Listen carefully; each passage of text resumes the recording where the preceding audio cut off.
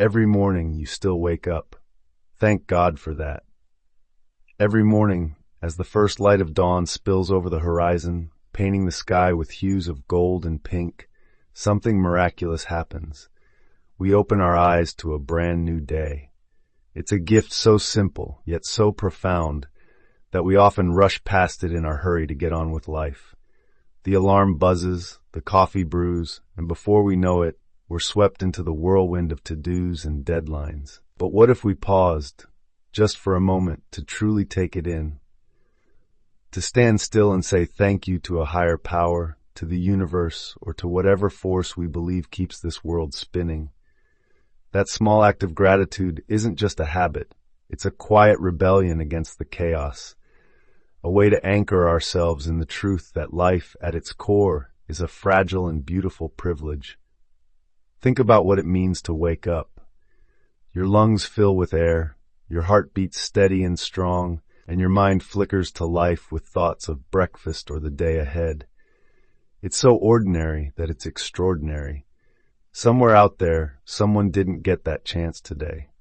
Somewhere, a bed lies empty, a coffee cup sits untouched, and the silence of a life ended reminds us how delicate this whole thing is. I don't say this to be morbid, far from it. I say it because recognizing how close we are to that edge makes the act of waking up feel like a small miracle. It's not guaranteed, not a contract we signed, but a gift handed to us each day without fanfare. And when we see it that way, it's hard not to feel a swell of awe, a whisper of thanks rising up from somewhere deep inside. Now imagine starting your day with that mindset. You stumble out of bed, maybe a little groggy, and instead of grumbling about the early hour, you let yourself feel the wonder of it all. The cool floor beneath your feet, the soft hum of the world waking up outside your window, the promise of a day that's yours to shape. It's all there, waiting for you. Gratitude doesn't erase the challenges. The bills still need paying, and the dog might still chew your favorite shoe. But it shifts something inside you. It's like putting on a pair of glasses that let you see the colors you'd been missing. Suddenly, the sunrise isn't just light, it's a masterpiece. The chaos of morning traffic isn't just noise, it's proof of a world alive and moving. That's the magic of a grateful heart. It doesn't change the day, but it changes how you walk through it. Let's take it a step further. Picture yourself standing outside as the sun climbs higher, warming your face with its gentle touch. You close your eyes and think, I'm here. I made it to today. Maybe you say a quiet prayer, or maybe you just let the feeling settle in your chest. It's not about being perfect or having all the answers. It's about showing up to the moment and letting it matter. For me, that's where faith comes in. A belief that there's something bigger holding all of this together. But even if you don't share that view, there's still something universal in the act of giving thanks. It's a nod to the mystery of existence, a way to honor the fact that we're part of something vast and fleeting and beautiful. And here's the thing, gratitude isn't a one-size-fits-all deal. It's personal, messy, and wonderfully human. Maybe you're thankful for the big stuff, a clean bill of health, a roof over your head, a family that drives you crazy but loves you fiercely. Or maybe it's the small stuff, the way your cat curls up next to you, the smell of rain through an open window, the fact that your favorite song came on the radio just when you needed it. There's no right or wrong way to do it. The point is to notice, to feel it, to let it sink in. Because when you do, you're not just waking up, you're waking up alive. This practice doesn't have to be complicated. You don't need a journal with gold-edged pages or a meditation app with soothing chimes, though if that's your thing, go for it. It can be as simple as lying in bed for an extra minute, letting your mind wander to 3 things you're glad for. Yesterday, mine were the sound of my kid laughing at a terrible pun, the way the leaves outside turned golden in the afternoon light, and the fact that I didn't burn dinner for once. Silly? Maybe. But those little sparks of joy stitched my day together, and starting with them set me up to face whatever came next with a little more grace. Let's linger on that idea of fragility for a bit, because it's the shadow that makes the light so bright. We don't like to think about it, but every sunrise we see is one less in the count we're given. I remember a morning a few years back, standing at my kitchen window with a mug of tea, watching the steam curl up into the air. My phone buzzed with a text from a friend. Her dad had passed away in the night. Just like that, a man I'd known, gruff, kind, always tinkering with something in his garage, was gone. It hit me hard, not just the loss, but the suddenness of it. He'd gone to bed like any other night, and that was it. No warning, no grand goodbye. That day the sunrise felt different, sharper, more urgent. I stood there longer than usual, thanking God or fate or whatever it was for letting me be here to see it. That's what gratitude does. It pulls us into the now. It's not about ignoring the hard stuff or pretending everything's perfect. It's about finding the thread of goodness running through it all and holding on to it tight. Maybe today's thread is the way your neighbor waved as you pulled out of the driveway, or the fact that you've got a job to go to, even if it's not your dream gig. Maybe it's just that you're breathing, standing, feeling the earth under you. Whatever it is, it's enough. It's a start. And as the sun climbs higher, casting long shadows across your little corner of the world, you carry that start with you. A quiet strength, a grateful heart, ready to meet the day. The power of gratitude. Gratitude isn't just a warm, fuzzy feeling. It's a force, a quiet revolution that rewires how we see the world. We're wired to notice what's wrong, aren't we? The leaky faucet, the meeting that ran too long, the grocery list we forgot at home. It's survival instinct. Sure, spot the problem, fix it, stay alive. But in a world where we're not dodging saber-toothed tigers anymore, that instinct can leave us stuck in a loop of complaints, blind to the good that's right in front of us. Gratitude flips the script. It's not about denying the leaks or the long meetings. It's about choosing to see the water still flowing, the paycheck that meeting earned, the fact that we've got food to buy in the first place. It's a shift from scarcity to abundance. And once you start, it's hard to stop. Think about your morning routine. You roll out of bed, maybe stub your toe on the nightstand, and the day's already off to a rocky start. But what if, instead of cursing the furniture, you took a deep breath and thought, I'm glad I've got a bed to sleep in. It sounds cheesy, I know, like something stitched on a throw pillow. But try it. Feel the air in your lungs, the ache in your toe that means you're still here, still moving. Suddenly that stubbed toe isn't the headline of your day. It's a footnote.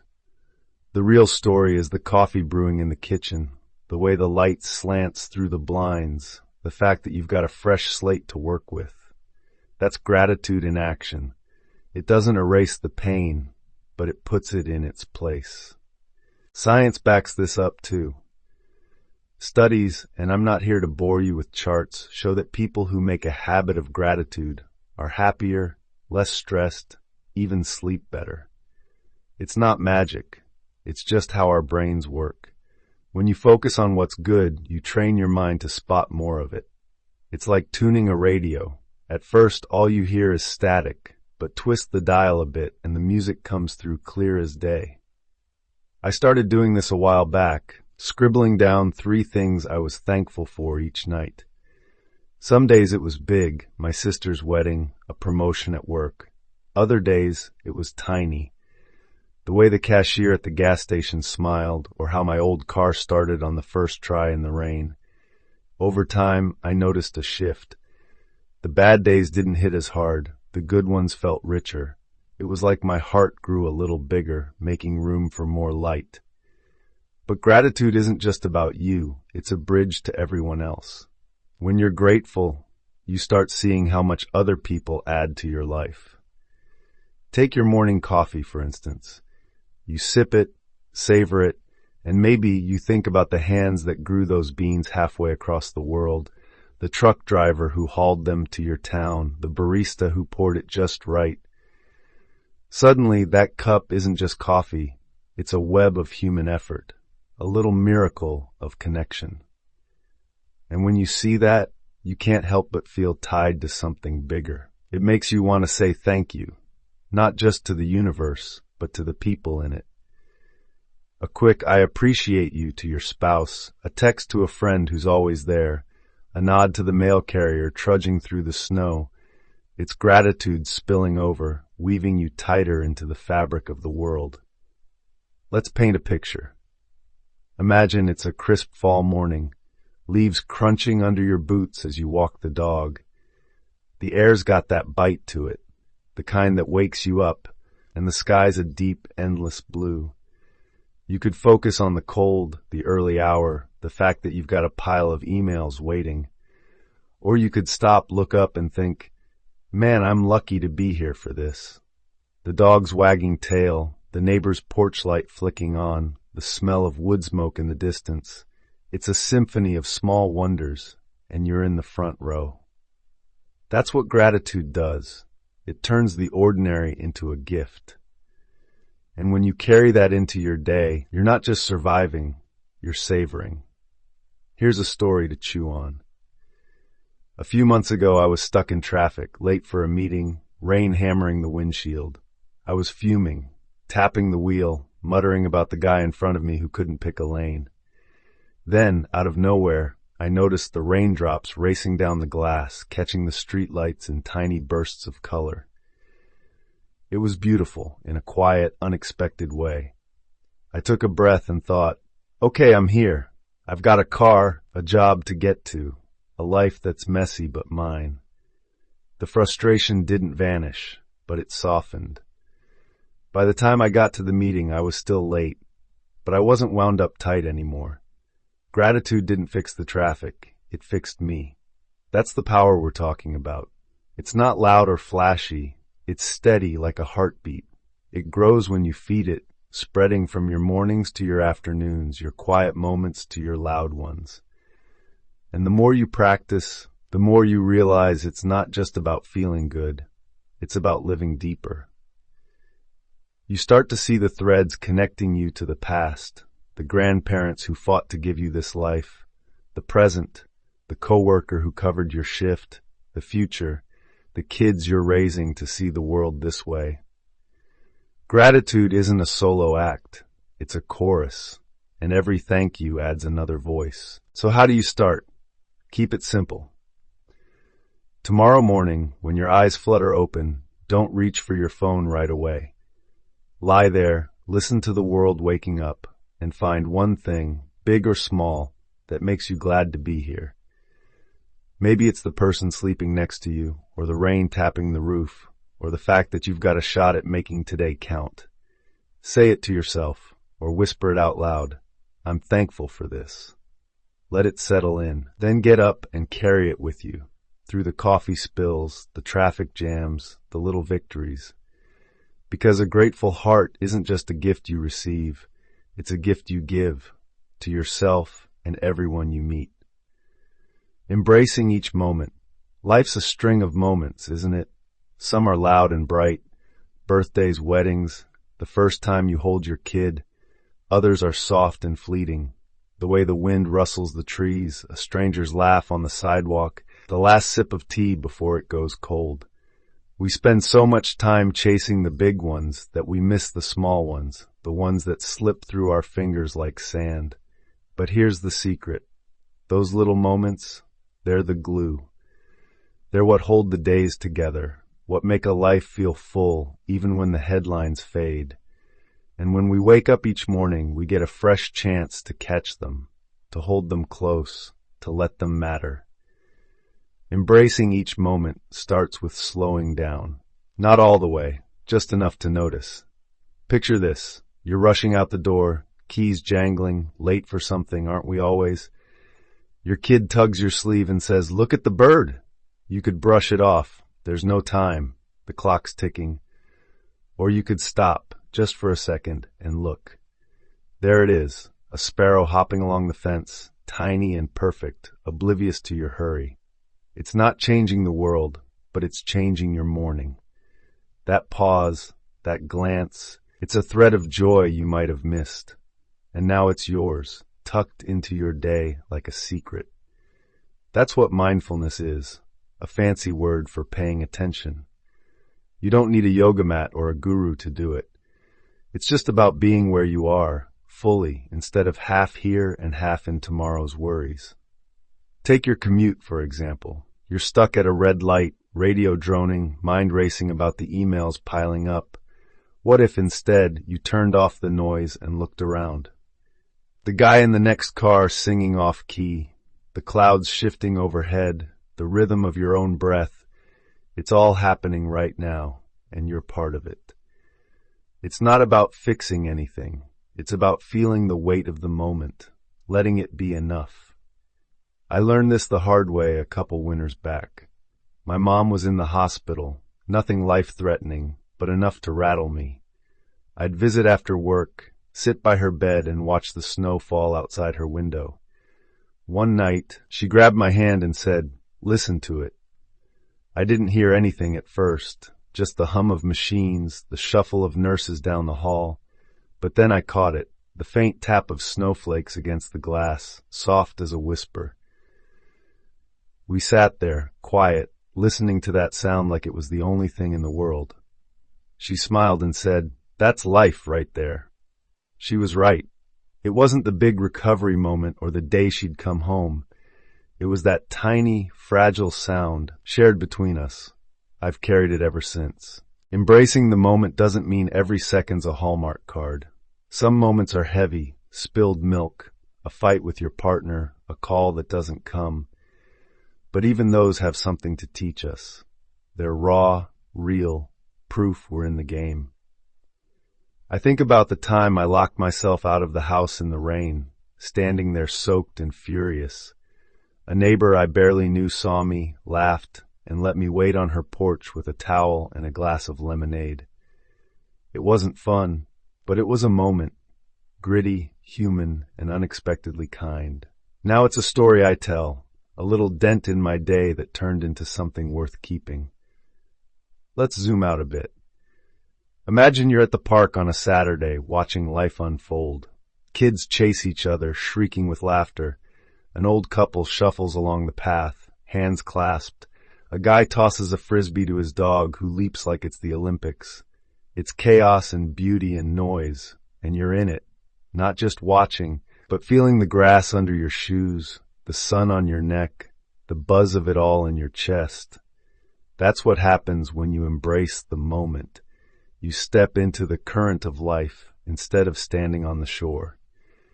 And the more you do it, the more you realize these moments aren't random. They're the heartbeat of your day. Here's a trick to try. Next time you're eating, really eat. Not scrolling your phone or planning your next move. Just taste the food. The crunch of an apple, the warmth of soup, the way the flavors hit your tongue. It's such a small thing, but it pulls you right into the now. I did this with a peanut butter sandwich once. Nothing fancy, just bread and spread. But I slowed down, noticed the stickiness, the salt, the way it reminded me of lunchboxes as a kid. It wasn't just a sandwich anymore. It was a memory, a comfort, a moment I'd have missed if I'd wolfed it down distracted. That's the gift of being present. It turns the mundane into something sacred. And it's not just about you. It's about the people in those moments with you. Think of the last time you really listened to someone, not nodding while your mind wandered, but hearing them. Maybe it was your friend venting over coffee, or your dad telling a story you've heard 100 times. When you're there, fully there, you're not just passing time.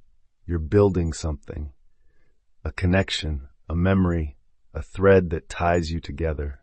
I had a moment like that with my brother last summer, sitting on the back steps watching fireflies. He started talking about a trip we took as kids, and I let myself sink into it. The sound of his voice, the glow in the dark, the way the air smelled like cut grass. It wasn't a big deal, but it was ours. and now it's a piece of us I'll always have. Embracing each moment is a choice, and it's not always easy. Life's loud, fast, full of distractions pulling us every which way. But it's worth it, because those moments, the bird, the snow, the sandwich, the fireflies, they're what we'll remember when the days blur together. They're the proof we lived, not just existed. So tomorrow when you wake up, don't just jump into the race. Take a beat, look around, feel the weight of right now. It's yours, this moment, and it's more than enough. The importance of relationships. Waking up each day isn't just about you. It's about who you wake up to, who you carry with you, who makes this wild ride worth taking. Relationships are the heartbeat of life, the invisible threads that tie us to the world and keep us from floating off into the void. Every morning, you've got a fresh shot to reach out, to mend, to love, to show the people around you that they matter. It's not always easy. People are messy, complicated, and sometimes infuriating, but it's in that mess that we find the good stuff, the stuff that makes us human. Think about the people in your orbit. Your partner grumbling about the alarm, your kids spilling cereal on the floor, your mom calling to check in for the third time this week. They're not perfect, and neither are you, but they're yours. And when you open your eyes each day, you get to decide how to show up for them. A simple good morning with a smile, a hug that lingers a second longer, a text that says thinking of you. It's small, but it's everything. Those little acts are the glue that holds relationships together, the quiet proof that you're in this together. I've got a friend, Sarah, who's a master at this. Every week, she sends me a random message, sometimes a meme, sometimes a hey, you okay? It's never a big production, but it's steady, like a heartbeat.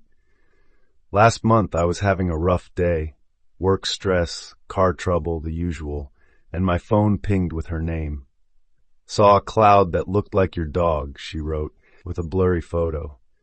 I laughed out loud, and just like that, the day didn't feel so heavy. That's what relationships do. They lift you, even when they're not trying. And when you wake up, you've got a chance to be that lift for someone else. But it's not automatic. It takes work. Life's busy, and it's easy to let the days slip by without checking in. I learned this with my dad. We used to talk all the time, but then work got crazy, and I moved an hour away, and suddenly it'd been weeks since we'd caught up. One morning, I woke up and realized I couldn't remember the last time I'd heard his laugh. So I called him. Right then, still in my pajamas, coffee half brewed. He picked up, surprised, and we talked for an hour about nothing and everything. His garden, my job, the time he tried to fix the sink and flooded the kitchen. It wasn't deep or life-changing, but it was us. And when I hung up, I felt fuller, like a piece of me had clicked back into place. That's the thing about relationships. They need tending, like a garden. You can't just plant the seeds and walk away. You've got to water them, pull the weeds, sit in the dirt sometimes. It's showing up when it's inconvenient, listening when you're tired, saying sorry when you're wrong. I think about my neighbor Tom, who shoveled my driveway last winter after a storm. I barely knew him, but there he was, red-faced and puffing just because. I baked him cookies as a thank you, and now we wave every morning, swap stories over the fence. It's not a grand friendship, but it's a thread, and it started with a shovel and some snow. Let's zoom out. Imagine a day without people. No voices, no faces, no one to share it with. Sounds lonely, right? Even the introverts among us need connection, even if it's quiet. Relationships give life texture, laughter, arguments, late-night talks, the comfort of someone knowing your quirks and sticking around anyway. I think about my grandma, who's been gone a few years now. She'd call me every Sunday, ask about my week, tell me the same stories about her childhood. I'd roll my eyes sometimes, but now I'd give anything to hear her voice again. Those calls were a tether, and I didn't know how much I'd miss them until they stopped.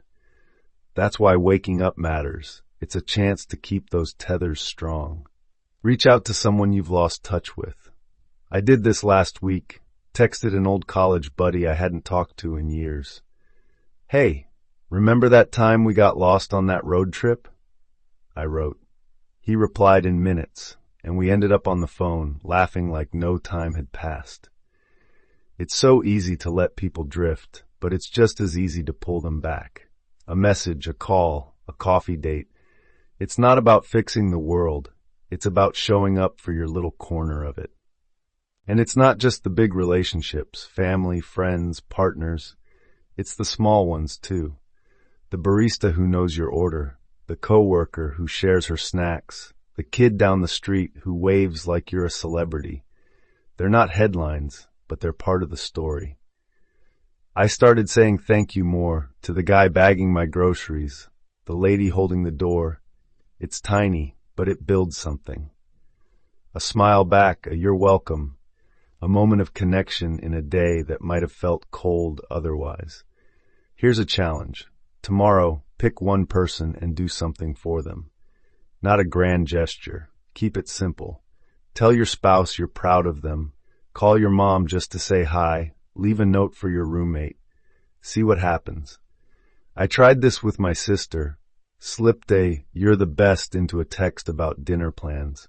She called me later, voice soft, and said, "That meant a lot." I didn't expect it to hit her like that, but it did. Relationships grow in those cracks, the little spaces where you show you care. Because here's the truth. We're not meant to do this alone. Life's too big, too messy, too beautiful to carry solo. The people around us, they're our mirrors, our anchors, our cheerleaders. And every morning when you wake up, you get to choose how to hold them close. So don't wait. Say the "I love yous," make the calls, share the laughs. Build those threads strong, because one day they'll be the stories you tell, the warmth you feel, the proof you weren't just here, you were loved. Finding purpose in each day. Waking up isn't just about breathing. It's about doing something with that breath. Each day's a blank page, a chance to chase what lights you up, to leave a mark, to feel like you're here for a reason. Purpose isn't some lofty thing reserved for saints or CEOs. It's personal, gritty, woven into the stuff you love and the ways you show up. And when you start your morning with that in mind, even the smallest steps feel like they're leading somewhere. What's purpose look like for you? Maybe it's painting a picture nobody else will see, just because it makes your soul hum. Maybe it's helping a friend move, sweating through the boxes because you know it matters to them. Or maybe it's bigger. Starting a business, volunteering at the shelter, teaching your kid to ride a bike. It's not about size, it's about meaning. I think about my uncle, a mechanic who spent his days fixing cars for people who couldn't afford it otherwise. He'd grumble about oil stains, but his eyes lit up when someone drove off, grinning. That was his purpose, not flashy, but real. For me, it shifts. Some days it's writing like this, pouring words onto a page hoping they'll land somewhere soft. Other days it's smaller, watering my plants, calling a friend, cooking a meal that doesn't come from a box. Last week, I spent an hour raking leaves with my neighbor's kid, not because I had to, but because he kept giggling every time the pile got bigger. It wasn't on my to-do list, but it felt right. Purpose doesn't always shout. Sometimes it whispers, and you've got to lean in to hear it. Let's break it down. Imagine you're sipping your morning coffee, sun just peeking through the curtains. You've got a day ahead, work, errands, the usual. But what if you asked yourself, what's one thing I can do today that feels like me? Not what you should do, not what pays the bills, though that's important. What feeds you? Maybe it's sketching in the margins of your notebook during a break. Maybe it's texting a coworker a dumb joke to make them laugh. Or maybe it's dreaming, planning that trip you've always wanted, jotting down ideas for a project you've been too scared to start. That question, that little nudge, it's a compass. It points you toward purpose, I've got a story about this. A few years back, I was stuck. Job I didn't love, days blending into each other like gray paint. One morning, I woke up early, restless, and grabbed an old guitar I hadn't touched in years. It was out of tune, my fingers clumsy, but I messed around for an hour, strumming chords I half remembered. It wasn't good, my dog howled in protest, but it woke something up in me. I started playing more, not to perform or impress, just to feel it. That guitar became my tether, a tiny spark of purpose that pulled me out of the fog. It didn't fix everything, but it gave me something to hold on to. Purpose doesn't have to be permanent either. It can shift with the seasons of your life. What lit you up at 20 might not at 40, and that's okay. I think about my mom. She spent years raising us, her purpose wrapped in packed lunches and bedtime stories. Now she's retired, and it's gardening, coaxing tomatoes out of stubborn soil. She'll call me, proud as anything, to report a new sprout. It's different, but it's hers. That's the beauty of it. Purpose evolves, and each day's a chance to find it again. And it's not just about you, it's about the ripple. When you live with purpose, it touches others. Take volunteering. I started helping at a food pantry last year. Nothing big, just stacking cans and chatting with folks. One guy, Mike, came in every week, always quiet. One day, he mumbled a thank you, said it was the first time in a while he'd felt seen. I didn't do much, just handed him a bag of groceries, but it landed. Purpose isn't always about changing the world. Sometimes it's about changing a moment for someone else. Here's a practical bit. Try something tomorrow. Pick one thing that feels good and doable. Maybe it's walking the dog a little longer, noticing the trees instead of rushing. Maybe it's baking cookies for no reason, or finally starting that book you've been eyeing. For me, it was planting a basil seed in a cracked mug. Nothing fancy, but watching it grow felt like a win. It's not about perfection, it's about motion. One step, one spark, and suddenly the day's got a pulse. Purpose keeps you going when the days get heavy. I remember a morning last fall, rainy, cold, one of those days where the bed's too cozy and the world's too gray. I didn't want to move, but I'd promised to help a friend paint her porch.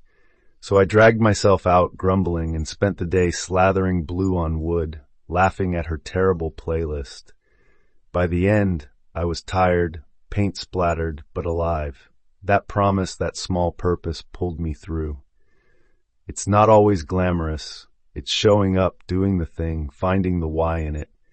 So when you wake up, don't just ask what's next. Ask what matters. What's one piece of you that wants to breathe today? Chase it, even if it's quiet, even if it's small. Because purpose isn't out there waiting to be found. It's in you, waking up with you, ready to grow. And every day's a chance to let it shine. Conclusion, a daily practice of gratitude. So here we are, back where we started. The sun rising, a new day stretching out before us. It's a quiet miracle, this waking up, and it's ours to hold if we choose. Gratitude, mindfulness, relationships, purpose, they're not separate. They're a dance, each step flowing into the next. And when we weave them into our mornings, we don't just live, we thrive. We find peace in the chaos, joy in the ordinary, a connection to something bigger than ourselves. Start small. Tomorrow when your eyes open, take a breath and say thank you. For the day, for the people, for the chance to try again. Notice the way the light falls, the sound of life stirring around you. Reach out. Tell someone they matter. Find one thing, just one, that feels like yours, and do it. It's not a formula. It's a rhythm, a way to meet each sunrise with a heart that's open and full. Because life's fast, fleeting, a blink against the vastness of it all. But it's also rich, messy hours. Every morning's a gift, a canvas, a song, a story waiting for your mark. So wake up, embrace it, love it. Be grateful for it, and let that gratitude carry you through, day by beautiful day.